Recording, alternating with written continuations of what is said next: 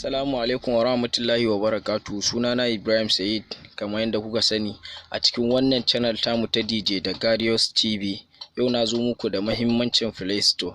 Playstore wani page ne wanda ake ɗauko application kowane iri na Android. To mun zo da darasi ne akan mahimmancinsa. Ba wai shi kadai bane, ba ɗauko application bane kadai mahimmancinsa, har gyara application yana yi. Menene gyaran application? Application wani lokacin zaka zo kana so ka yi abu da shi sai kaga baya nuna ma yanda kake so, ko kuma ya ce ma ba zai ma shiga kwata-kwata ba, saboda wannan application yana son update. Ya ake updating na application a Play Store shine zan nuna muku yau. Ku biyo mu cikin wannan bidiyon. Idan yau ne farkon zuwanka cikin wannan channel tamu, ka danna mana subscribing, ka danna mana ƙararrawar sanarwa, da zarar mun sake bidiyo za a sanar da kai. Ku biyo mu cikin bidiyon don mu nuna muku me yake Play Store. To ya za a yi? Ina so na yi updating na application nawa. Ya za a yi? Ko na WhatsApp ko Instagram ko kuma wani application da ya danganci yadda nake aiki da shi.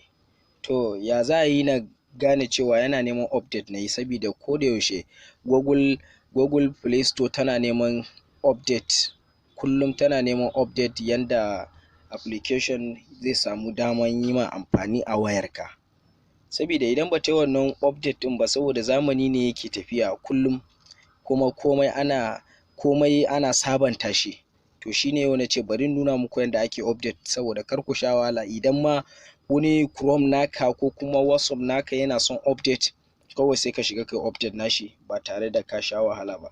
Kawai abinda zaka yi, zaka zo wajen ɗigo uku nan kenan, sai ka taba inda aka rubuta my apps and games, sai ka dan jira kaɗan.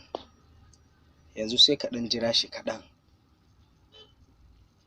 saboda ya danganci waya ne. Wani wayan zaka shiga one time zai bude ma, wani wayan kuma sai ka kalla yana dan slow. Saboda yawa kamar yadda kuke gani a nan gurin, ga abubuwa na da dama wanda suke son update. Ka gani har Chrome nawa yana son update, kaga MX Player nawa ma yana son update, Facebook ɗina ma yana son update, gaba ɗaya ga sunan. To ya za ka yi kai update nashi? Kawai sai ka taba inda aka rubuta update din nan, kaga haka. Yanzu hakan nan yana update. Idan ma kana so duka, kawai ba sai ka sha wahala ba, kana so kai updating nasu duka ba sai ka sha wahala ba. Kaman kafin a ce ka taba koda kwaya ɗaya ne a cikin su, sai wajen da aka rubuta update all din nan, to gaba ɗaya idan kana tabawa, gaba ɗaya zai yi ma update na duk wani application da yake neman update. Kaga kamar yanzu a ce Chrome ina wannan bai kamata a ce baya da update ba, saboda a browser ta ce wanda nake ɗauko manhajoji kala-kala a cikinsu, kuma bai kamata a ce yana neman update ban mai ba. Kamar ka gani Google Photos shi ma yana neman update. Kamar Sony Techno Sport ne, kamfanin waya ta ce take son update, to ya kamata a ce na yi updating nata saboda na sabanta ta. To kawai me zan yi? Sai na danna all ne, zai mun update.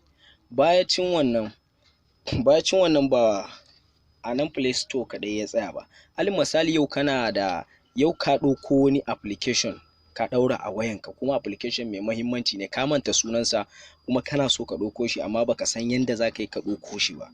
To me ya kamata ka yi? Sai ka zo nan inda aka rubuta library nan. To duk wani application da ka ɗauko, duk wani application da kake ɗaukowa a Play Store, duk zaka gansu a nan gurin. Ka kalla wayannan duk application ne da na ɗauko su. Yanzu haka ba sa waya na. In na ga dama daga nan gurin kawai ina taba install din nan, za su hau kan waya na daram su zauna kamar ma daman ban goge su ba. Ga su nan dai da yawa, ka kalle su.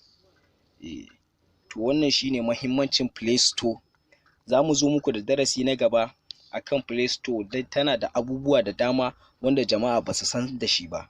Insha Allah a darasinmu na gaba za mu nuna muku yanda Play Store yake da manhajoji kala-kala, da kuma yanda za ka yi ka tafiyar da Play Store ka ba tare da ka samu damuwa ba. Wayanka in ma tana ɗaukan zafi ko tana da wani problem, mu za mu sanar da kai yanda za ka yi ka dakatar da duk wani abin da za ta cutar ma da wayarka.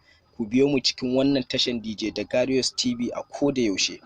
Ku yi sharing wannan bidiyon saboda abokanan ku ma su samu, kar a bar su a baya, saboda duniya kullum tana ci gaba ne ba baya ba. Mun gode da zaben DJ da Garius TV.